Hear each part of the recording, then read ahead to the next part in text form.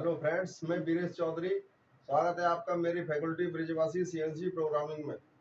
तो फ्रेंड्स, आज मैं आप लोगों को बताने वाला हूं कि अगर आपको जॉज में किसी कंपोनेंट की आईडी को पकड़ना है तो उसके लिए जॉज को किस तरह से बनाया जाता है। अगर आपने ये वीडियो पूरा देख लिया तो मैं दावे के साथ कह सकता हूं कि आपको कभी भी जॉज बनाने में कोई भी समस्या नहीं आएगी। तो किन किन बातों का ध्यान रखना होता है जॉज को बनाते समय, उसको मैं सारी चीज को आज एक्सप्लेन करूंगा। और मुझे पूरा यकीन है कि अगर आप पूरा वीडियो देखोगे तो आपको कभी भी जॉज बनाने में कोई समस्या नहीं आएगी। उसमें जो भी समस्याएं आती हैं वो सभी मैं आज आपको बताने वाला हूँ। तो वीडियो को पूरा देखें जिससे कि आपको जो चीज मैं समझाने जा रहा हूँ उसको आप अच्छे से समझ पाओ। ठीक है। मेरे एक सब्सक्राइबर हैं जिन्होंने ये मेरे से सवाल किया था कि सर जॉज बनाने के बारे में भी एक वीडियो बनाओ, तो मैं उसी पे बना रहा हूँ। तो उनके लिए तो ये वीडियो है ही, बाकी बाकी लोगों के लिए भी है कि हर आदमी देखे कि जॉज को बनाते समय किन सावधानियों को हमें बरतना पड़ता है ताकि हमारी कोई समस्या ना आए।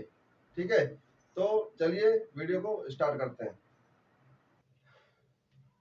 तो फ्रेंड्स, ये हमारा चक है। ठीक है। ये हमारा चक है और ये हमने इसमें जॉज पकड़े हुए हैं। तो जो आईडी को पकड़ने के लिए जो हम जॉज यूज करते हैं वो जो कुछ इस प्रकार के होते हैं। ठीक है। कुछ इस प्रकार के जॉज होते हैं, यानी कि एल टाइप के जॉज होते हैं। उनकी जो शेप होती है वो एल के टाइप में होती है ताकि आप यहाँ से पार्ट को पकड़ोगे। ठीक है। उसकी जो शेप होती है वो एल होती है। तो ये एल टाइप का ही जॉज है। ठीक है। तो इस जॉज में आपको सबसे पहले कट लगाने से पहले आपको क्या सोचना है, आपको देखना है कि आपको कौन सा पार्ट इसमें पकड़ना है। अगर आपको मान के चलो आपको जो कंपोनेंट पकड़ना है उसका जो बोर है वो 50 mm का डाया है या 80 mm का डाया है। ठीक है। और उसकी जो जो बोर आप इसमें पकड़ने वाले हो, जो आईडी आप पकड़ने वाले हो, उस आईडी की लेंथ कितनी है। मान के चलो कि उस आईडी की लेंथ जो है वो भी 50 है। ठीक है। 50 डाया है, 50 ही लेंथ है। तो उसको पकड़ने के लिए आप क्या करोगे कि एक तो ये कि अगर लेंथ 50 mm है तो ये जो जॉज की जो लेंथ है वो 50 mm से कम रहे। और दूसरा ये कि अगर 50 mm का डाई आपको पकड़ना है तो कंपोनेंट को पकड़ने से पहले आपको रिंग को पकड़ने के लिए कट लगाना है, क्योंकि जॉज में आप रिंग को पकड़ोगे और रिंग को पकड़ने के बाद जब जॉज में कट मारोगे कंपोनेंट को पकड़ने के लिए तो आपका जो रन आउट है वो सही आएगा। तो रन आउट को मेंटेन करने के लिए हम जॉज में क्या करते हैं, पहले रिंग पकड़ते हैं। और रिंग पकड़ने के लिए हमें पहले जॉज में कट लगाना पड़ेगा। तो अगर आप आईडी को पकड़ रहे हो तो आप ये हमेशा ध्यान रखो कि अगर आप आईडी को पकड़ रहे हो और आपकी आईडी का डाया 50 mm है तो जो रिंग आप पकड़ोगे उसका डायामीटर 50 mm से ज्यादा होना चाहिए। ठीक है। एक तो ये बात आपको बिल्कुल ध्यान रखनी है कि अगर जितने भी mm की आपकी डायामीटर आपको पकड़ना है आईडी का तो उसकी रिंग का डायामीटर उससे ज्यादा होगा। और अगर ओडी पकड़ रहे हो तो जो डायामीटर आप पकड़ोगे उससे रिंग का डायामीटर कम होगा। ठीक है। तो मैं अभी आपको आईडी पकड़ने के बारे में बता रहा हूँ। तो हमारा जो डायमीटर है वो है 50 mm का। ये कंपोनेंट का डायमीटर है। अब 50 mm के डायमीटर को पकड़ने के लिए जो रिंग का डायमीटर है वो मैंने ले लिया 60। ठीक है। इससे ये हमेशा ज्यादा ही होगा। और ज्यादा कितना होगा, कम से कम 5 mm आपको ज्यादा रखना है। अगर इससे ज्यादा हो तो और सही है। क्यों? क्योंकि इसके और इसके बीच की जो दूरी है वही जो फेस बचेगा वो आपके कंपोनेंट को बटिंग करेगा। ठीक है। कंपोनेंट रेस्टिंग कहाँ करेगा? तो मैंने 60 mm की एक रिंग ले ली, 60 mm के डायमीटर की, जिसका आईडी है, यानी कि जो रिंग है उसका जो आईडी का डायमीटर है वो 60 mm है। ठीक है। यानी कि उसको हम जॉज के अंदर पकड़ेंगे। तो पहले सबसे पहले क्या करेंगे कि मान चलो ये हमारा जॉज है और ये हमारा जॉज कुछ इस तरह से आएगा। ठीक है। जब नया जोज लेंगे तो ये जो मटेरियल में दिखा रहा हूँ ना, ये मटेरियल हमें कट लगा के रिमूव करना है।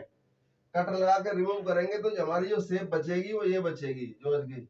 ये यहाँ से ये एक स्टेप होगा, उसके बाद ये फेस होगा, ठीक है। तो जोज हमारा इस तरह से बन जाएगा। तो हमें 60 mm के डायमीटर का पहले कट लगाना है, ठीक है। और ये जो डायमीटर है ये हमारा डायमीटर ज्यादा है, तो सबसे पहले क्या करेंगे कि टूल को लेके आएंगे और इस पे कट लगाएंगे, इस पे कट लगाएंगे, ठीक है। और इस पे बार बार कट लगाएंगे, बार बार कट लगाएंगे। कितने डायमीटर हमें बनाना है? हमें बनाना है 60। तो मान के चलो हमने एक कट लगाया, दो कट लगाया, तीन कट लगाया, चार कट लगाया। कट लगाने के लिए दोस्तों बताना चाहता हूँ कि जो डेप्थ ऑफ कट है वो आपकी इंसर्ट के ऊपर डिपेंड करता है, आप कितने रेडियस की इंसर्ट यूज कर रहे हो।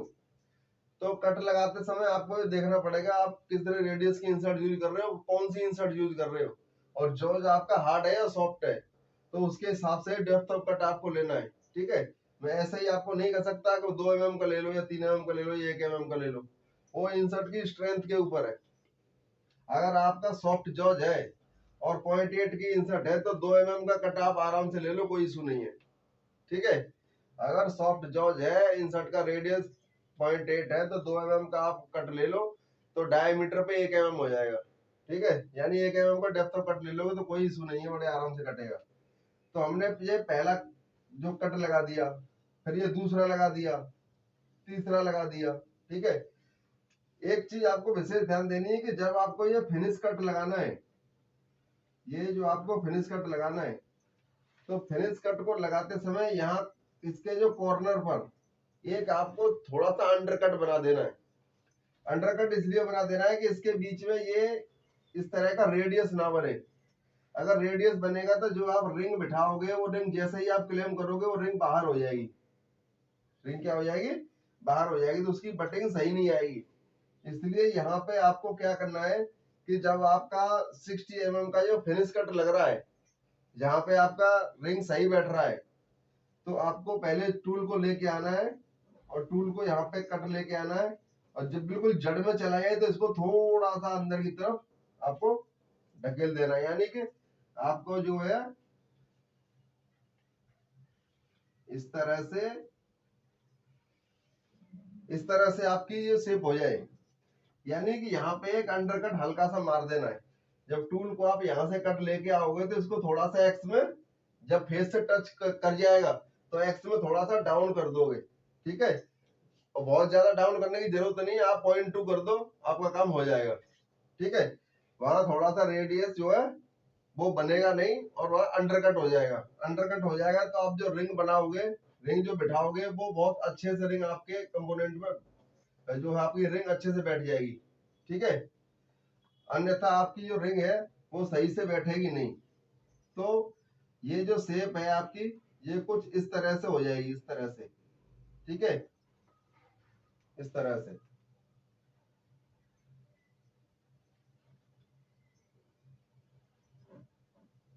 कुछ इस तरह से हो जाएगी ये। तो सबसे पहले आपको टूल को यहाँ से यहाँ तक लेके जाना है, फिर थोड़ा सा अंडर कट लेके लाना है, और फिर उसके बाद सीधा यहाँ से फेस करना है ऊपर तक, बिल्कुल ऊपर तक फेस करना है। फेस बिल्कुल ऊपर तक करना है ताकि जो आपकी जो रिंग बिठाओगे इसके अंदर वो आपका इस जॉइंट से बिल्कुल टच हो जाए, अच्छे से बिल्कुल बटिंग होगी। उसके बाद ही आपका जो है कंपोनेंट की प्रोफाइल सही बनेगी। यानी कंपोनेंट का आपका जो फेस का जो रनआउट है, जो आपकी पैरेललिज्म आता है, वो प्रॉब्लम नहीं आएगी अगर आपकी रिंग की बटिंग सही रहेगी। रिंग की बटिंग सही रहेगी, और बटिंग जब भी सही रहेगी जब यहाँ पे आप एक अंडरकट दोगे, तो उससे आपकी रिंग की बटिंग बहुत अच्छी हो जाएगी, और उसके बाद आपका जो है पार्ट की जो पैरेललिज्म की प्रॉब्लम आती है वो सॉल्व हो जाएगी। अब इतना हो गया। अब ये ध्यान रखना कि जब आपने ये रिंग को पकड़ लिया है 60 mm की डायमीटर की, 60 mm के डायमीटर की रिंग को पकड़ के आपने रिंग के लिए कट लगा दिया। उसके बाद अब क्या करोगे कि आप इसको रिंग को इसमें पकड़ोगे, ठीक है। और ये जो कट है, ये कट आपको चक्के को डीक्लैम करके लगाना है, ठीक है। यानी रिंग बनाने के लिए जो कट आपको लगाना है, रिंग को पकड़ने के लिए जो कट लगाना है वो आपको डीक्लैम कंडीशन में लगाना है, ठीक। ये आपको लगाना है डी क्लैम्प कंडीशन में, ठीक है। डी क्लैम्प कंडीशन में आपको ये कट लगाना है। अब उसके बाद आपको क्या करना है कि चक्के को क्लेम करना है और रिंग को पकड़ लेना है, ठीक है। डी क्लैम्प कंडीशन में लगाना, तो इसका ये अर्थ नहीं है कि वो डी क्लैम्प कंडीशन में इसको पकड़ा दो तुम, नहीं, चक्के को क्लेम करके फिर रिंग को पकड़ के देखना है, ठीक है। यानी कि चक्का क्लेम होने के बाद हमारा रिंग जो फिक्स होना चाहिए, उसमें प्ले नहीं होना चाहिए। प्ले होना चाहिए तो मैक्सिमम 0.2 का, उससे ज्यादा नहीं होना चाहिए। अगर ज्यादा प्ले रहेगा तो आपका पार्ट सही नहीं बनेगा, ठीक है, पार्ट में आपकी दिक्कत आएगी। उसके बाद आपको रिंग को पकड़ के इसको क्लेम कर देना है। क्लेम कर दिया, जैसे ये ऊपर की तरफ खिसकेगा, ये क्लेम करोगे तो रिंग आपकी पकड़ जाएगी, टाइट हो जाएगी। उसके बाद आपको कट लगाना है 50 mm के डायमीटर का, जॉर्ज को पकड़ने के लिए, जो कंपोनेंट को पकड़ने के लिए। अब कंपोनेंट को पकड़ने के लिए आपकी जो लेंथ कितनी है, आपकी लेंथ है 50 mm, ठीक है। और रिंग की लेंथ का भी सब ध्यान रखना है दोस्तों। अगर आपकी रिंग की जो विड्थ है वो 5 mm है, अगर रिंग की जो मोटाई है वो 5 mm है, तो ये जो आपका स्टेप है ये 5 mm से ज्यादा रहना चाहिए, ठीक है। यानी कि जितनी आपकी रिंग की विड्थ होगी, ये स्टेप उससे ज्यादा रहना चाहिए, ठीक है। तो ये चीज आपको विशेष तौर पर ध्यान देनी होगी, क्योंकि रिंग का कोई भी हिस्सा आपका इस फेस से इधर नहीं निकलना चाहिए। अगर इस फेस से बाहर निकलेगा तो जब आप जॉर्ज में कट लगाओगे तो आपका जो कट है वो रिंग के ऊपर आ जाएगा, तो आपको रिंग पे तो कट लगाना नहीं है। तो इसलिए जो आपकी रिंग की विड्थ है, जो रिंग की जो मोटाई है, उससे ये स्टेप आपको ज्यादा बनाना है, ठीक है। तो अब जब आपने रिंग को पकड़ लिया और जब 50 mm के डायमीटर के लिए आप कट लगाओगे, तो पहले लेंथ देखोगे। लेंथ हमने देख ली कि हमारी 50 mm की लेंथ है, तो हमारे कंपोनेंट की लेंथ 50 mm है जो हम आईडी को पकड़ेंगे। तो ये वाली जो हमारी लेंथ है, ये वाली, ये यहां से और ये, क्योंकि कंपोनेंट है ना, कंपोनेंट इस वाली रेखा पर, इस वाले फेस पर,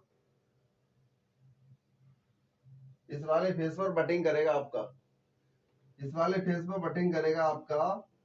तो यहां से और यहां तक की जो दूरी है वो 50 mm से कम होनी चाहिए, क्योंकि हमारे कंपोनेंट की आईडी की लेंथ 50 mm है, तो ये हमारी होनी चाहिए 45 mm। ये आपको 5 mm कम ही रखना है, ठीक है, ताकि आप कंपोनेंट पे कोई बाहर से फेसिंग करो, कोई ऑपरेशन करो, तो वो आपका जो है जॉर्ज से न टकराए। इसलिए आपको ये हमेशा कम रखनी पड़ेगी, कंपोनेंट आपका इससे थोड़ा बाहर निकलना चाहिए ऐसे करके, ठीक है। इतना हो गया। तो अब आप क्या करोगे कि अब आप टूल को लेके आओगे और आप इस पे कट लगाओगे, ठीक है। सबसे पहले आप इसके ऊपर कट लगाओगे, और कट लगाते लगाते जब आप लास्ट में यहाँ जाओगे, जब आप लास्ट तक यहाँ पहुंचोगे, जब यहाँ पहुंचोगे, तो इस पे जो टूल आपका चलेगा जो कट लगाते समय, तो उसमें भी यहाँ पे एक अंडर कट देना है आपको। तो यहाँ पे भी अंडर कट देना है आपको। यहाँ से टूल सीधा लेके गए और यहाँ जाके आपको ऐसे करके कट लगा देना है, जैसे इसके लिए बताया था, जैसे इसके लिए बताया था वैसे इसके लिए भी है। तो ये कट भी आपका ऐसे करके होना चाहिए, ठीक है। यहाँ भी आपको एक अंडर कट देना है, जाके आपका जो कंपोनेंट है वो इस वाले फेस पे जो है पूरा फिट हो जाए। जब आपका पूरा कंपोनेंट आपका फिट हो जाएगा बढ़िया से, तो आपके कंपोनेंट पे पैरेललिज्म की प्रॉब्लम बिल्कुल नहीं आएगी, फ्लैटनेस की प्रॉब्लम बिल्कुल नहीं आएगी, जीरो, एकदम ओके आएगा आपका पास, ठीक है। इतना कर लिया। और एक यहाँ पे आपको चेम्फर लगाना है, ठीक है। यहाँ पे चेम्फर लगाना है आपको, ताकि कोई शार्प एज ना रहे।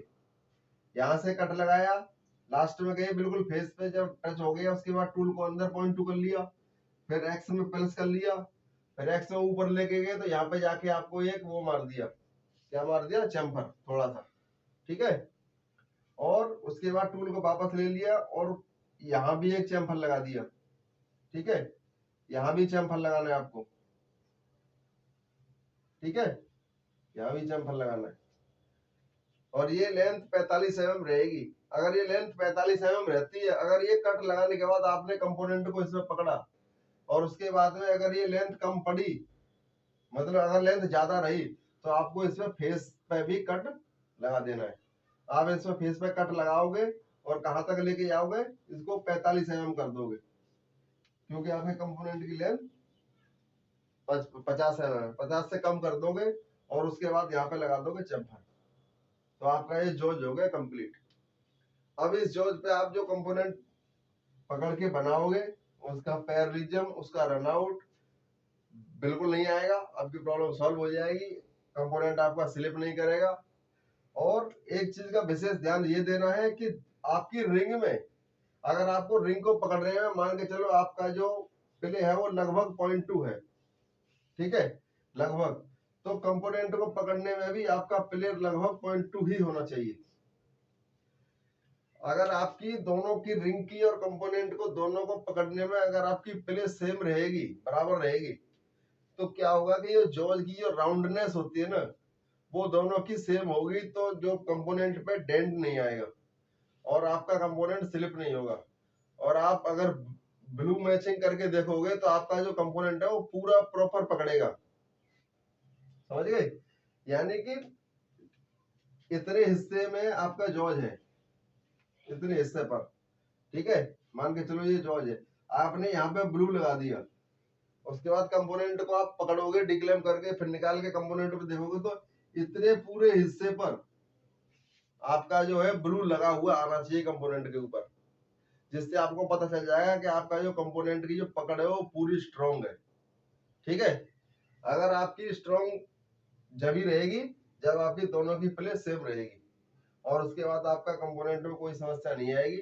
और अगर आपने इस चीज को फॉलो कर लिया, इन बातों को जो मैंने बताया है, तो जॉज बनाने में आपको कभी कोई दिक्कत नहीं आएगी, ठीक है, ये गारंटी लेता हूँ।